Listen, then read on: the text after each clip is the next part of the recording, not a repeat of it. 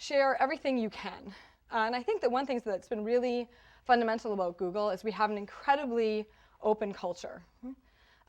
Until we went public, in fact, until about 3 months before, our VP of sales got up every day and told us the revenue numbers for the company. And it's amazing when you take a lot of smart, motivated people and give them access to a huge amount of information, how well informed their choices are about what they want to work on and what needs to be done. And I think that's been really amazing because it's helped us manage the organization in a way that's really flat.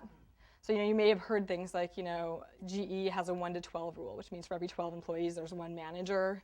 We've had a very flat organization, so we have situations where we'll have 40 or 60 employees with one manager. And the idea there is we want people, if they can prioritize their own time and manage themselves really well because they have access to a really broad array of information, that works well, and it gives them the empowerment and feeling of independence that they need to be really successful. And share everything you can also applies to another philosophy that I think is rather interesting, which it really struck me from a book that was written by Tom Kelly called The Art of Innovation. And he has a concept there around taking credit.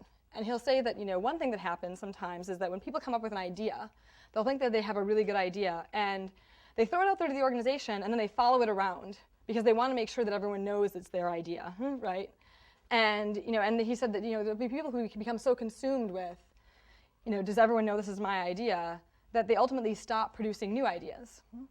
And he said that he made this observation that at IDEO, he saw this phenomenon where people who just put all their energy into coming up with the most ideas possible and not really worrying about where those ideas flowed inside the organization or how they got used or whether or not they got credit, ultimately ended up flourishing more because they became known as such fountains of ideas that someone would say, well, where did this idea come from? And they'd say, well, I don't know. Maybe it was Joe. Joe always has ideas. It was this very interesting concept of not being territorial to the point of actually hindering yourself. And I think it was a really interesting observation. It's something that we do a pretty good job practicing Google, which is not to say that people don't get credit for the ideas that they come up with, but I think that people are focused more on the users and on innovation and less on how they themselves, are fulfilled, and as a result, they actually have a more fulfilling experience and are noted for their achievements more.